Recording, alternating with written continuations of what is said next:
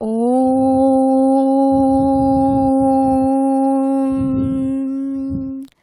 हिरण्मयेन पात्रेण सत्यस्यापिहितं मुखं तत्त्वपुष्पनुपार्वेणु सत्यधर्माय दृष्टते। नमस्ते, मैं पिंकी शर्मा एक और बार आई हूँ आप लोगों के बीच एक और योगा सेशन लेके। आज मैं अकेली नहीं आई, आज हमारे साथ है मिस्टर अजय जांगड़ा जो योग के बहुत ही अच्छे प्लेयर रह चुके हैं। आज वो हमारे साथ योगा सेशन में हमारा साथ देंगे, साथ में आपको करवाएंगे योगा हमारे। तो चलिए आज का सेशन हम स्टार्ट करते हैं। एज ऑलवेज जैसे कि मैं हमेशा आप लोगों को बताती हूँ कि कोई भी वर्कआउट स्टार्ट करने से पहले लाइट एक्सरसाइज, सूक्ष्म व्यायाम करना बहुत ज़रूरी है। तो वो हम स्टार्ट करते हैं। सबसे पहले आप वज्रासन या नॉर्मल किसी भी पोजीशन में बैठ के कर सकते हैं, साथ में आप भी करेंगे हमारे। सबसे पहले हम स्टार्ट करेंगे नेक मूवमेंट्स, लेफ्ट एंड राइट, पूरा स्ट्रेच के साथ। साइड में पूरा स्ट्रेच आना चाहिए, लेफ्ट एंड राइट। 5 टाइम्स, 1 2, कोशिश कीजिए आईज क्लोज करके आप हर एक मूवमेंट को ऑब्जर्व कर पाओ। 4 and 5। Now change front end back, back inhale, front exhale. Very good. पूरा डीप ब्रीदिंग के साथ करने की कोशिश करेंगे।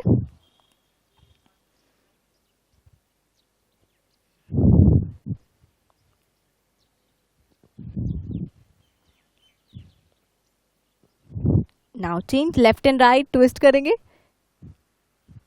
मैक्सिमम टू मैक्सिमम नेक को ट्विस्ट करने की कोशिश करेंगे, पूरा पीछे देखने की कोशिश करेंगे। नाउ चेंज रोटेशन, चारों तरफ से पूरा रोटेट करेंगे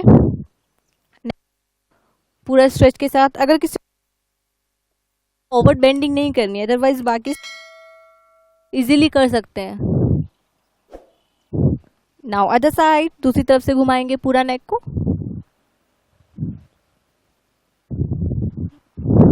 relax. Now change hand movement, यहीं से हम स्टार्ट करेंगे। दोनों हाथ सामने रखते हुए inhale exhale, inhale exhale, inhale exhale, inhale exhale. 10 to 15 times आप ये एक्सरसाइज कर सकते हो। नाउ चेंज रिस्ट रोटेशन, चारों तरफ से पूरा रोटेट करेंगे। Now same other side. इन एक्सरसाइजेस को आप 10, 15, 20 टाइम्स कर सकते हो, जितना आप करना चाहते हो। Now change inhale exhale, inhale exhale.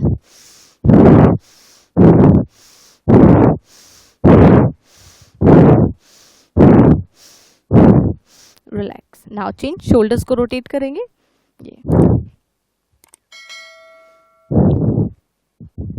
Same exercise भी आप 10, 15, 20 टाइम्स कर सकते हो। डीप ब्रीदिंग के साथ करते हैं तो और भी अच्छा होगा। Now other side, opposite, reverse, पूरा रोटेट करते हुए।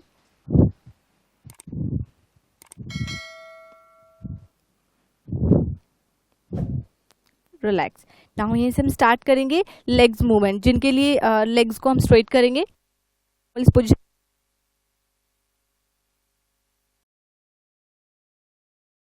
ये था आपके हैंड मूवमेंट्स। नाउ हम करेंगे कुछ लेग मूवमेंट्स, जिसके लिए आपको लेग्स को स्ट्रेट करके बैठना है कुछ इस तरीके से। दोनों हाथों को बराबर में रखते हुए लेग्स को स्ट्रेट रखेंगे। नाउ यहीं से स्टार्ट करेंगे टोज एक्सरसाइज। आपको अपनी स्पाइन को भी स्ट्रेट रखना है, ऐसे इस तरीके से कोई नहीं बैठेगा, कमर आपकी सीधी रहनी चाहिए। आगे की तरफ स्ट्रेच करते हुए इनहेल, अपनी तरफ स्ट्रेच करते हुए एक्सहेल। ब्रीदिंग के साथ करना है। उसके बाद इन एंड आउट, लेग्स को हल्का सा ओपन कर लेंगे। इन इनहेल, आउट एक्सहेल। इनमें भी मैट पे टच करने की कोशिश करेंगे, आउट में भी।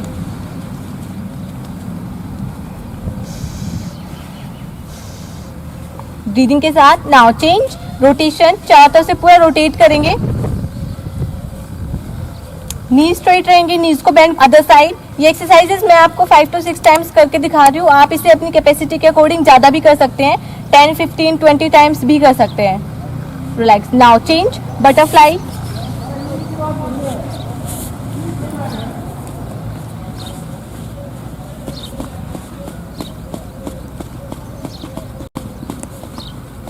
कुछ इस तरीके से लेग्स को पूरा खींच के रखेंगे, दोनों हाथों से पकड़ते हुए नीज को पूरा अप एंड डाउन करेंगे।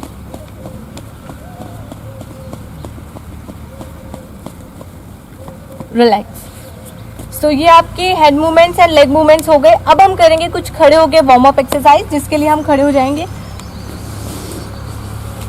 नाउ सबसे पहले हम स्टार्ट करेंगे सूर्य नमस्कार। आप उस तरफ फेस करके सूर्य नमस्कार कीजिए मैट के ऊपर। तो सूर्य नमस्कार की हर एक पोस्चर के बेनिफिट एंड सारी चीज़ों के बारे में मैं आपको बताऊंगी। तो स्टार्ट करते हैं सूर्य नमस्कार। हर एक पोस्चर में आप होल्डिंग के साथ करेंगे। स्टार्ट 1। Very good. ये फर्स्ट पोस्चर आपका नमस्कार मुद्रा इसे कहा जाता है। ये आपके ब्रेन के लिए बहुत अच्छा होता है, हमारी कंसंट्रेशन पावर को बढ़ाता है। ठीक है। Now second posture bending. Very good. ये पोजीशन जो आप होती है आपकी लेग्स को मजबूत बनाती है और आपकी स्पाइन फ्लेक्सिबिलिटी के लिए बहुत अच्छी होती है। 3 फॉरवर्ड बेंडिंग। Very good. ये पादहस्तासन जो होता है आपकी लेग्स की स्ट्रेचिंग के लिए बहुत अच्छा होता है, पैरों को मजबूत बनाता है। Very good. Now next. Very good. ये अश्व संचालन आसन होता है, आपकी थाइस को स्ट्रॉन्ग बनाता है, स्पाइन फ्लेक्सिबिलिटी के लिए भी काफी हद तक अच्छा होता है। Now next. बॉडी बिल्कुल फट्टे की तरह स्ट्रेट रहेगी। चतुरांग दंड आसन। ये आसन जो होता है आपके हैंड्स की स्ट्रेंथ के लिए बहुत अच्छा होता है। Now next. डाउन।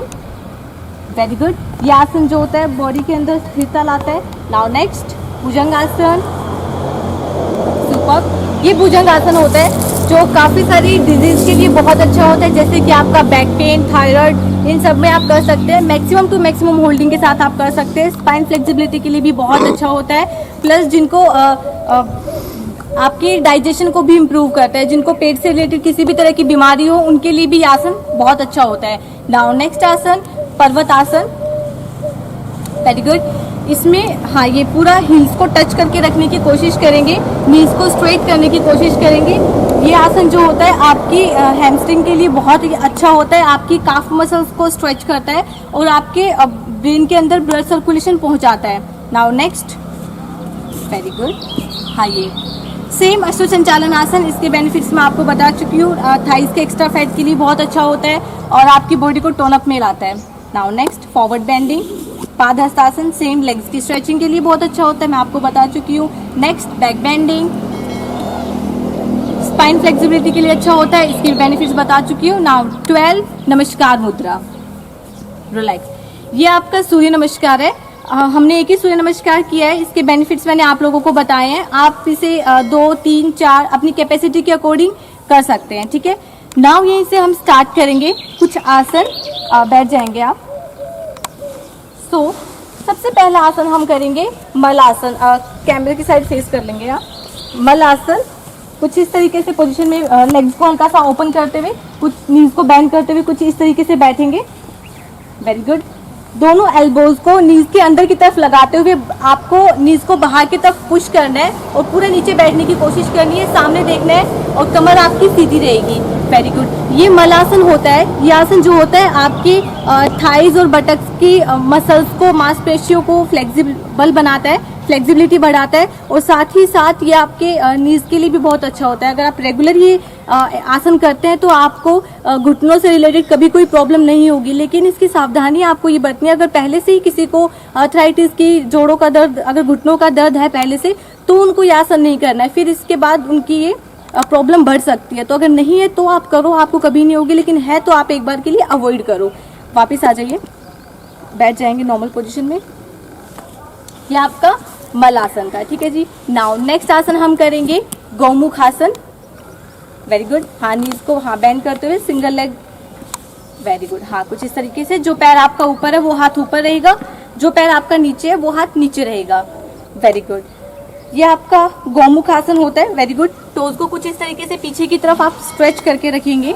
ये गौमुख आसन जो होता है आपके ब्रेन के लिए बहुत अच्छा होता है, आपकी कंसंट्रेशन पावर के लिए बहुत अच्छा होता है, प्लस आपके बाइसेप्स की स्ट्रेचिंग के लिए और साथ ही साथ शोल्डर मूवमेंट्स के लिए भी आसन बहुत अच्छा होता है। आपके नीज की, आपके काफ मसल्स को ट्विस्ट करता है और आपके ये भी आपके डाइजेशन को इम्प्रूव करता है। ये आसन भी स्पेशली स्टूडेंट्स के लिए ये आसन बहुत अच्छा होता है, क्योंकि ये हमारी कंसंट्रेशन के पावर को बढ़ाता है, मेमोरी को शार्प बनाता है। तो स्टूडेंट्स को बहुत ज़रूरी होता है ये आसन। साथ में सभी इसके लोग इस आसन को कर सकते हैं। रिलैक्स, वापस सेम आसन आपको अदर लेग से भी करना है। एक बार अदर लेग से भी आप करके दिखा दीजिए। हाँ, वेरी गुड। जो लेग आपका ऊपर है वो ऊपर रहेगा, जो हाथ ऊपर रहेगा, जो लेग आपका नीचे है वो हाथ नीचे रहेगा, और पीछे से आपको पूरा कुछ ग्रिप बना के पकड़ना है। Very good. अगर आप पीछे से नहीं पकड़ पाते हैं तो ज़रूरी नहीं है आप इस आसन को कम्प्लीटली पीछे से इस तरीके से पकड़ो, आप इतना भी कर लोगे तो सफिशिएंट है। इस आसन में इम्पोर्टेंट ये है कि आपकी स्पाइन, आपकी कमर गर्दन बिल्कुल सीधी होनी चाहिए, ठीक है। उससे इस आसन का आपको फायदा मिलेगा। धीरे धीरे जैसे जैसे आपकी फ्लेक्सिबिलिटी बढ़ेगी तो आप इजीली पकड़ पाओगे। स्टार्टिंग में कोशिश ना करें, किसी भी तरह की आपको इंजरी हो सकती है। और इस आसन में आपको सावधानी ये बरतनी है, अगर आपके शोल्डर में, नी में किसी भी तरह की इंजरी हुई है तो आप इस आसन को ना करें, ठीक है जी। वापिस, ये था आपका गौमुख आसन। नाउ यहीं से हम स्टार्ट करेंगे शलभासन। सीधे लेटते हुए, वेरी गुड, सीधा लेट जाएंगे, वेरी गुड। स्टार्ट। लेग्स को उठाते हुए इस तरीके से पीछे की तरफ लेके जाएंगे, फिंगर्स को इंटरलॉक करते हुए दोनों हाथों को कमर पे लगाते हुए लेग्स को ऊपर की तरफ उठा देंगे। Super, very good. ये सुपर। बिल्कुल कोशिश करें कि आप 90 डिग्री के एंगल तक लेग्स को उठा पाएँ, लेकिन स्टार्टिंग में अगर आप बिगिनर हैं तो आपके लिए 90 डिग्री तक एंगल तक करना बहुत डिफिकल्ट होगा, तो आप कम भी कर सकते हैं। लेग्स को थोड़ा पीछे भी रख सकते हैं, आप बैंड भी कर सकते हैं, अपनी हिप जॉइंट को बैंड भी कर सकते हैं। जितना आप कर सकते हैं कीजिए, आपको कंप्लीट आसन करने का फ़ायदा नहीं होगा। आप अपनी तरफ से जो 100% करेंगे आपको उससे फ़ायदा मिलेगा, ठीक है। तो स्टार्टिंग में आप कम कर रहे हैं, धीरे धीरे प्रैक्टिस के साथ आप इम्प्रूवमेंट आपके अंदर आएगी आसन के लिए। सो ये आपका सर्वांग आसन होता है जो आपके सर्कुलेशन सिस्टम के लिए बहुत ही अच्छा होता है। आप वापस आ जाइए आराम से, जैसे आप आसन में जाते हो वापस भी आपको वैसे ही आना होता है। रिलैक्स कीजिए आप शवासन में। ये आपका सर्वांग आसन होता है।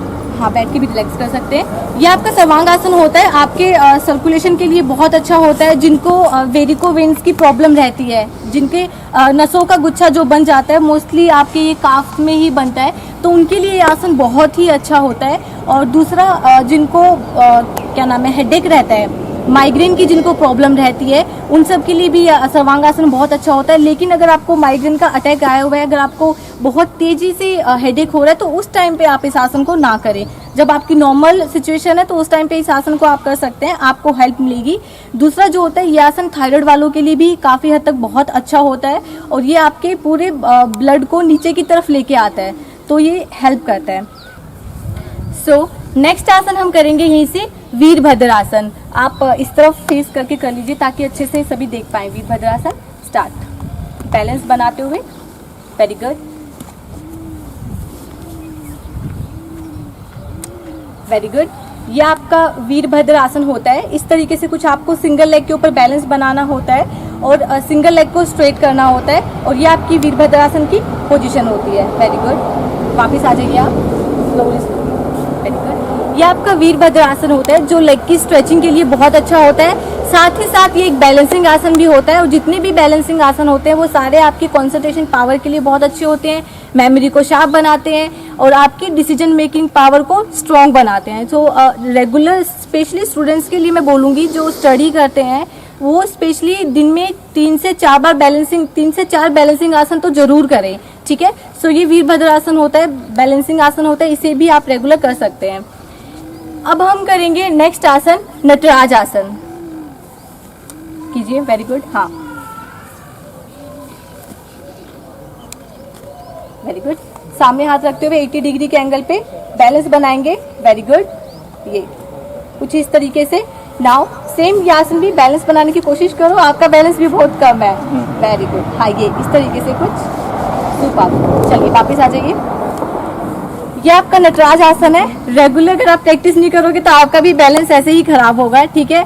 तो रेगुलर प्रैक्टिस बहुत ज़रूरी होती है बैलेंस बनाने के लिए। हर आसन में फ्लेक्सिबिलिटी बढ़ाने के लिए भी ये नटराज आसन होता है। लेग्स की स्ट्रेचिंग के लिए बहुत अच्छा होता है, आपकी फ्रंट बॉडी को स्ट्रेच करता है, फ्रंट बॉडी के ब्लड सर्कुलेशन के लिए बहुत अच्छा होता है। सेम ये भी एक आपका बैलेंसिंग आसन है। तो बैलेंसिंग आसन के भी मैंने फायदे बताए, तो इस आसन से वो आपको फायदे मिलते हैं। जितने भी बैलेंसिंग आसन होते हैं उन सबके कॉमन बेनिफिट्स होते हैं, उनके अलग, उनके अलावा जो उनके फायदे होते हैं वो अलग होते हैं। और जितने भी आसन होते हैं, एक आसन का एक फायदा नहीं होता, हर आसन दूसरे आसन से कनेक्टेड होता है, इसीलिए एक आसन का कोई एक फायदा नहीं होता। अगर आप एक आसन करते हो तो आप अपने शरीर के लिए बहुत सारे फायदेमंद वाली चीज़ें कर रहे हो। नाउ नेक्स्ट आसन हम करेंगे ताड़ासन। लेग्स को मिलाते हुए, दोनों तरफ से हाथों को उठाते हुए बॉडी को पूरा ऊपर की तरफ स्ट्रेच करेंगे। स्टार्ट। Very good. ये आपका है ताड़ासन। ये इकलौता आसन ऐसा है जो आपके टोज से लेके हेड तक पूरी बॉडी मसल्स को ऊपर की तरफ स्ट्रेच करता है। बाकी ऐसा कोई भी आसन नहीं है जो आपकी बॉडी मसल्स को एक साथ ऊपर की तरफ स्ट्रेच करे। तो ये इकलौता आसन है। ये सर्वाइकल वालों के लिए बहुत ही अच्छा होता है, बैक पेन वालों के लिए बहुत ही अच्छा होता है, जिनको बॉडी में लेजीनेस है, जिनकी बॉडी में आलस बहुत ज़्यादा होता है, अगर वो रेगुलर इस आसन को करते हैं तो बॉडी के अंदर एक अलग एनर्जी आ जाती है। तो ये आसन होता है। वापस धीरे धीरे वापस। Very good. ये आपका ताड़ासन था। नाउ नेक्स्ट आसन यहीं से हम करेंगे, हाँ जी, त्रिकोणासन। नेक्स्ट आसन यहीं से हम करेंगे पार्श्व त्रिकोणासन। स्टार्ट। लेग्स को ओपन करते हुए, सिंगल टो आउटसाइड, नी को बेंड करते हुए सेम हैंड आगे की तरफ रखेंगे। Very good. और ये हाथ कुछ इस तरीके से। Very good. बैलेंस बनाते हुए सिंगल लेग को स्ट्रेट रखेंगे। हल्का सा आप कमर को नीचे और कर सकते हो। ये इसमें बॉडी आपकी बिल्कुल फट्टे की तरह स्ट्रेट रहेगी। ये आपका पार्श्व त्रिकोण आसन है। बहुत ही अच्छा आसन है। जिनको लेग्स में पेन रहते हैं उन सबके लिए बहुत अच्छा आसन है। ये आपके लेग्स में स्ट्रेंथ देता है, साथ ही एक बैलेंसिंग आसन भी है, और साथ ही साथ ये आपके नी, एंकल एंड हिप जॉइंट को स्ट्रेंथ देता है, मजबूत बनाता है। लेकिन इसकी सावधानी ये है कि अगर नी में किसी भी तरह की आपको इंजरी हो रखी है तो आप इस आसन को ना करें। अगर नेक में आपको सर्वर पेन है तो आप इस आसन को ना करें। अगर बैक में किसी भी तरह की आपकी इंजरी है या फिर आपको बहुत ही ज़्यादा बैक में पेन रहता है तो भी आप इस आसन को अवॉइड करने की कोशिश करें। बाकी सभी इस आसन को कर सकते हैं। वापस स्लोली वापस। Very good. डीप ब्रीदिंग के साथ रिलैक्स कीजिए। बैठ जाएंगे आप।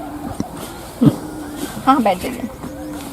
ये हमने पहले सिटिंग के कुछ आसन किए, अब हमने स्टैंडिंग के कुछ आसन किए। अब मैं आपको कुछ प्राणायाम मैं आपको करवाऊंगी।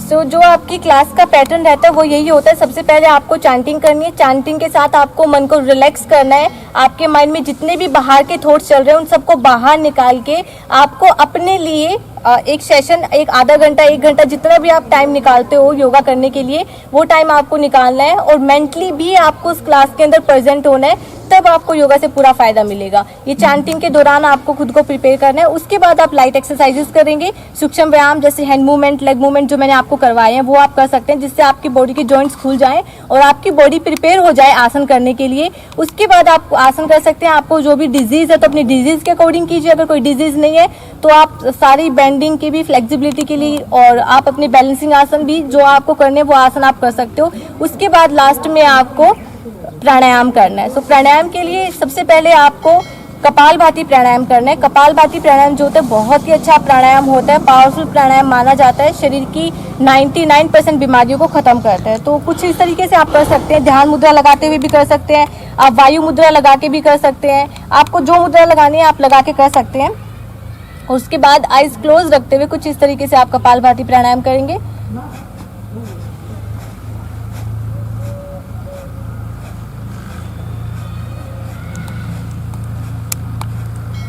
और एक जो मोस्ट इम्पोर्टेंट चीज़ का आपको ध्यान रखना है, हर एक्सरसाइज में, हर आसन में, हर प्राणायाम में, जब आप योगा स्टार्ट करते हो तब से लेके योगा खत्म करते हो तब तक जो सबसे इम्पोर्टेंट चीज़ का आपको ध्यान रखना है वो है आपकी स्माइल। आपको खुश होकर सारे आसन करने, सारे प्राणायाम करने, तो आपको योगा का पूरा फायदा मिलेगा। ठीक है, स्ट्रेस नहीं लेना।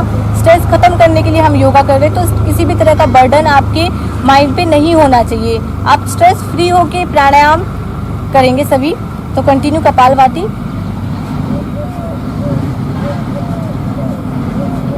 अब अगर आप बिगनर हैं प्राणायाम करने में तो स्टार्टिंग में आप 2 से 3 मिनट के अंदर थक जाते हैं, तो कोई बात नहीं, आप 2 से 3 मिनट में अगर थक जाते हैं तो एक डीप ब्रीदिंग के साथ रिलैक्स करो 1 बार 2 बार, उसके बाद जब आप बेटर फील करते हो तो दोबारा स्टार्ट कर दो। इस तरीके से आप 5 मिनट में, देखो आज आप 5 मिनट में 5 बार रुक रहे हो, कल आप 5 मिनट में 4 बार रुकोगे, फिर 3 बार 2 बार, फिर आप एक टाइम पे 5 मिनट कंटिन्यू कर पाओगे।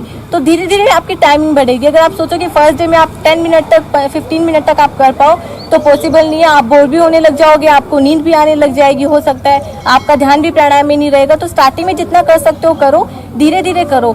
मैं हमेशा ही अपनी हर क्लास में ये बात बोलती हूँ, आज दोबारा रिपीट कर रही हूँ, योगा में शरीर के साथ किसी भी तरह की जबरदस्ती नहीं करनी है। आप आराम से करो, इजीली जितना कर सकते हो उससे जस्ट 5% एक्स्ट्रा एफर्ट्स लगा के आपको करना है, लेकिन लिमिट से ज्यादा प्रेशर नहीं डालना है, ठीक है। तो ये कपालभाति प्राणायाम हमने किया है, जितनी देर आप कर सकते हैं कीजिएगा। इसके आप 1 2 3 सेशन भी कर सकते हैं। अगर 2-2 मिनट का स्टार्टिंग में आप कर पा रहे हो तो आप 2-2 मिनट के 2 या 3 राउंड कर सकते हो। अगर ज्यादा कर पा रहे हो तो वो भी कर सकते हो, इसका कोई नुकसान नहीं, जितना ज्यादा करोगे उतना ज्यादा आपको फायदा मिलेगा। नाउ सेकंड प्राणायाम आप लोग कर सकते हैं अनुलोम विलोम प्राणायाम। अनुलोम विलोम प्राणायाम जो होता है राइट हैंड से होता है। राइट हैंड से आप राइट नोस्ट्रल को बंद करेंगे और लेफ्ट से इनहेल। बीच के 2 फिंगर से आप लेफ्ट नोस्ट्रल को बंद करेंगे और राइट से एक्सहेल। सेम राइट नोस्ट्रल से इनहेल, लेफ्ट से एक्सहेल, सेम लेफ्ट से इनहेल, राइट से एक्सहेल। सो बेसिकली जिस नोस्ट्रल से आप एक्सहेल कर रहे हो उसी नोस्ट्रल से आप इनहेल करोगे। ये अनुलोम विलोम प्राणायाम का पैटर्न रहता है। काफी लोग कंफ्यूज हो जाते हैं इनहेल एक्सहेल के चक्कर में, फिर वो गलत करने लगते हैं। आपको सिंपल से एक चीज याद रखनी है कि जिस नोस्ट्रल से आप एक्सहेल कर रहे हो, जिस नोस्ट्रल से आप श्वास छोड़ रहे हो, उसी नोस्ट्रल से आपको श्वास लेना है। ये आपका अनुलोम विलोम प्राणायाम होता है। अनुलोम विलोम प्राणायाम जो होता है आपके नर्व सिस्टम के लिए बहुत ही अच्छा होता है, ब्रेन के लिए बहुत अच्छा होता है, आपकी कंसंट्रेशन पावर को भी ये प्राणायाम बढ़ाता है और ये बॉडी के अंदर पूरी ऑक्सीजन सप्लाई करने में हेल्प करता है, ठीक है। तो ये आपका अनुलोम विलोम प्राणायाम होता है और इसमें आपको 2-3 चीज़ों का ध्यान रखना है। एक कि आप इस प्राणायाम को स्टार्ट भी लेफ्ट नोस्ट्रल से करते हैं और जब आप स्टार्ट आप करते हैं लेफ्ट नोस्ट्रल से इनहेल करते हुए, और जब आप इस प्राणायाम को खत्म करें तो आपको ये प्राणायाम खत्म भी करना है लेफ्ट नोस्ट्रल से एक्सहेल करते हुए। मतलब आपको ये प्राणायाम स्टार्ट भी लेफ्ट नोस्ट्रल से करना है और आपको खत्म भी ये प्राणायाम लेफ्ट नोस्ट्रल से करना है। और दूसरा आपको इस चीज़ का ध्यान रखना है कि आपको नोस्ट्रल को बहुत ज़्यादा प्रेस नहीं करना।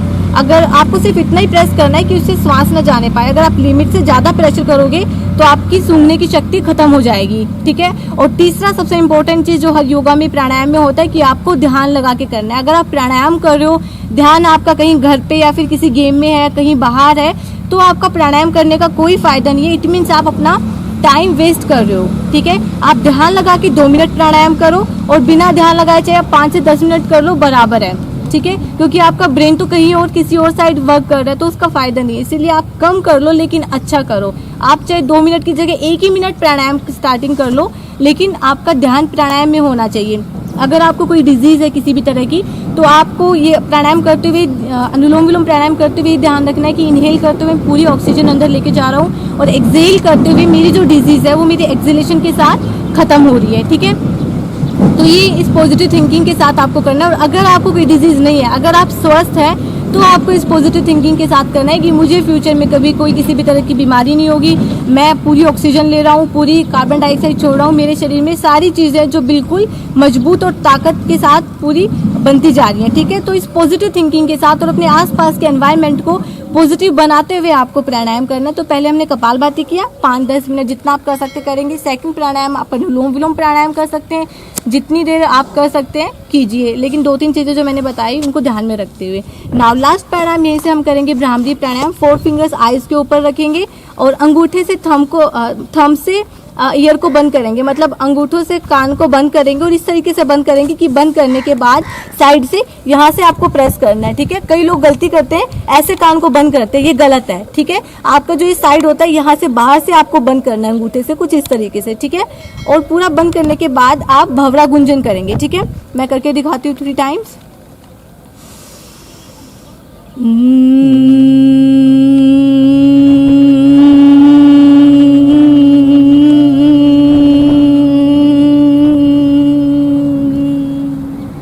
Again.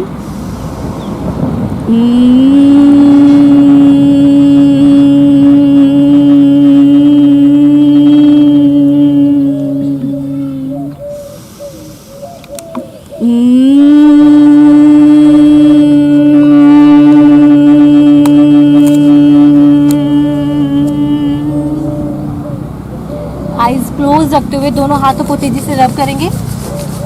हथेलियाँ बिल्कुल गर्म हो जानी चाहिए।